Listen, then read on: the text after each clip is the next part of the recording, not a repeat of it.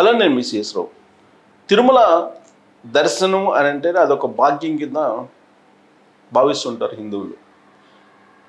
ఆ దర్శనం లభించడమే గగనం.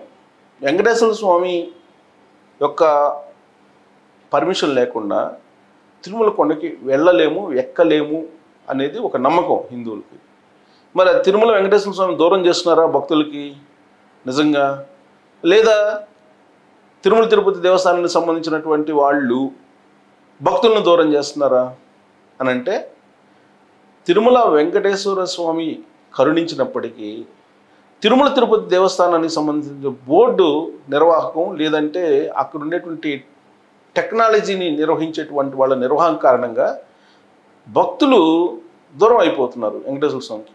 వెంకటేశ్వర స్వామి ఆశీస్సులు ఉన్నప్పటికీ కూడా ఈ మధ్యలో ఉండేటువంటి వాళ్ళు అడ్డుకుంటున్నారని చెప్పి అనిపిస్తుంది. ఎందుకనంటే దేవుడి కరుణించినా పూజారి కరుణించిన అంటారు కదా, అలాగే వెంకటేశ్వర స్వామి కరుణించినా కానీ ఈ టెక్నాలజీకి సంబంధించినటువంటి వాళ్ళు టెక్నికల్గా ఈ బిడ్ ఓన్ చేసుకున్నటువంటి వాళ్ళు లేదా ఉచిత సేవలు అందిస్తున్నారు సాంకేతిక పరంగా అని చెప్పి కొంతమంది చెప్తున్నారు. కొన్ని కంపెనీలు ఉచితంగానే సేవలు అందిస్తున్నారని చెప్పి వాళ్ళు చేస్తున్నటువంటి గ్యాంబ్లింగా అనేది కూడా అనుమానం వస్తుంది. ఎందుకంటే స్పెషల్ దర్శనం అని చెప్పి ప్రతి నెల కూడా విడుదల చేస్తూ ఉంటారు. మే నెలకు సంబంధించి సోమవారం రోజు 10 గంటలకి విడుదల చేశారు. ప్రతి నెల ఇలానే జరుగుతుంది. నేను కూడా ట్రై చేస్తుంటాను ఆ యాప్లో, బట్ దొరకదు. అది కూడా ఒక నెంబర్ నుంచి ఒక ఈమెయిల్ నుంచి మీరు ట్రై చేస్తే కనుక దానికి ఒక టైం బౌండ్ ఉంటుంది, అది కాదు తర్వాత. అందుకే చాలామంది ఏం చేస్తుంటారంటే ఈ నెలలో ఈ 300 రూపాయల స్పెషల్ దర్శనాన్ని ఒక ఫోన్ నెంబర్ ఒక ఈమెయిల్ తోటి ట్రై చేస్తే నెక్స్ట్ మంత్కి సంబంధించి ఇంకొక ఫోన్ నెంబర్ ఇంకొక ఈమెయిల్ ద్వారా ట్రై చేసుకుంటూ ఉంటారు భక్తులు. ప్రతి నెల వెళ్ళాలి అనుకునే భక్తులు చాలామంది ఉంటారు స్పెషల్ దర్శనానికి. అయితే ఈ యాప్ ఒకటి పెట్టారు, తిరుమల తిరుపతి దేవస్థానం టీటీడీ యాప్ ఒకటి. ఈ యాప్ ద్వారా మనం బుక్ చేసుకోవచ్చు. ఆ యాప్లో మీరు స్పెషల్ దర్శనాన్ని కనుక బుక్ చేసుకుంటే అదొక పెద్ద అచీవ్మెంట్. అక్కడేమో 2000 టికెట్లు, 1500 టికెట్లు, 1000 టికెట్లు, 500 టికెట్లు ఉన్నాయని చూపిస్తారు. మీరు బుక్ చేసి తీరా పేమెంట్ పే చేయడానికి వెళ్ళేటప్పటికి ఈ స్లాట్ ఈజ్ అండర్ బుకింగ్ అని చెప్పి వస్తూ ఉంటుంది అనమాట. ఇప్పుడు 10 గంటల నుంచి మీకు 10 గంటల 20 నిమిషాలు 10 గంటల 10 నిమిషాలు దాకా అదే వస్తుంది. లేదు మీరు 10 గంటలకి కరెక్ట్గా లాగిన్ అయిపోయి మీరు కనుక టికెట్లు బుక్ చేసుకోవడానికి రెడీ అయిపోయేటప్పుడు మీరు అన్నీ ఓకే చేసిన తర్వాత మీరు పేమెంట్ కొడతారు కదా. పేమెంట్ కొట్టిన తర్వాత సారీ అండర్ ప్రాసెస్ అని చెప్పి చెప్తుంది. అండర్ ప్రాసెస్ బుకింగ్, ఇంకో స్లాట్ చూసుకోండి అని చెప్తుంది. ఇంకో స్లాట్ చూసుకోవాలంటే బ్యాక్ రావాలి. బ్యాక్ నొక్కామనంటే మళ్ళా 3 మినిట్స్ అది ఓపెన్ కాదు. 3 మినిట్స్ తర్వాత గంట వస్తుంది. ఆ గంట వచ్చిన తర్వాత మళ్ళీ ట్రై చేయటం, మళ్ళీ ఇదే వస్తుంది మెసేజ్, సారీ ఈ బుకింగ్ అండర్ అని చెప్పి వస్తుంది, ట్రై ఫర్ అనదర్ స్లాట్ అంటుంది.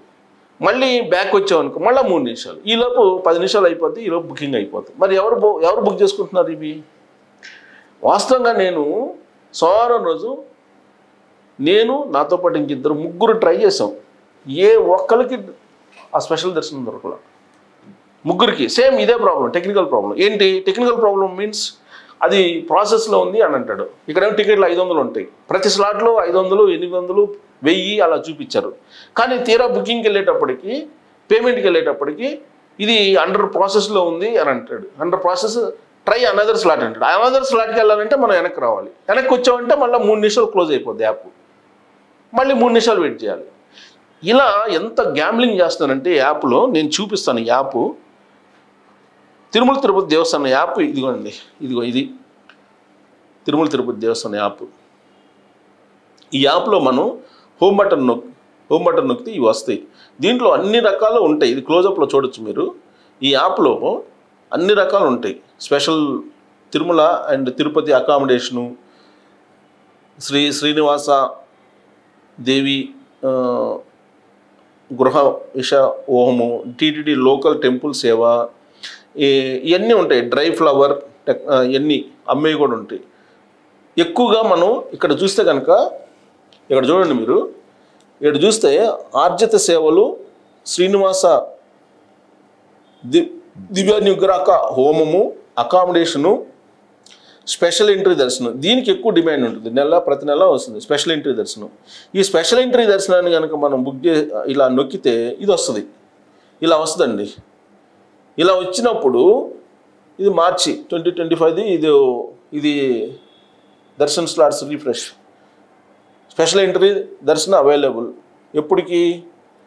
ఇది నాకు తెలిసి లోకల్ టెంపుల్ దర్శనం అనుకుంటా. లోకల్ టెంపుల్ దర్శనం అంటే లోకల్ టెంపుల్ దర్శనం అనమాట, కోట. ఇప్పుడు ఈ కోటాని మనం అంటే ఇది స్పెషల్ దర్శనాన్ని ఓపెన్ కాదు, అందుకే ఇది ఓపెన్ చేశాను. ఇది ఓపెన్ చేస్తే మనకి ఇది చూడండి, ఇందాక గ్రీన్ వచ్చింది, ఇప్పుడు మళ్ళీ ఎల్లో వచ్చింది. ఎల్లో అంటే ఫిల్లింగ్ ఫాస్ట్ అంట, గ్రీన్ అంటే అవైలబుల్ అని వస్తుంది.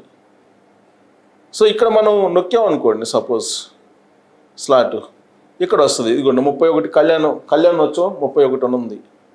ఇక్కడ మనం ఇవన్నీ కొడతాం, ఈ పేర్లన్నీ కొడతాం మనం. సపోజ్ ఈమెయిల్ అడ్రస్లో అవన్నీ కొడతాం అనమాట. అవన్నీ కొట్టిన తర్వాత ఇక్కడ ఎడిట్ అని ఉంటుందండి. ఈ మూలలో ఎడిట్ అని ఉంటుంది. మనం ఏదన్నా తప్పు చేసామనుకో వీటిల్లో ఇవన్నీ ఫిలప్ చేస్తాం కదా, ఇవన్నీ ఫిలప్ చేసిన తర్వాత సపోజ్ ఏదన్నా మనకి తప్పు చేసాం ఇట్లా కొడతాం. ఇలా కొట్టినప్పుడు నీకు ఇలా రావాలి. ఇప్పుడంటే ఈ యాప్లో వస్తుంది, ఇలా రావాలి. ఇలా వచ్చినప్పుడు ఇంకో డేట్ ఫిక్స్ చేసుకుంటాం, ఇంకో డేట్ ఫిక్స్ చేసి మళ్ళీ మనం వెళ్తాం. కానీ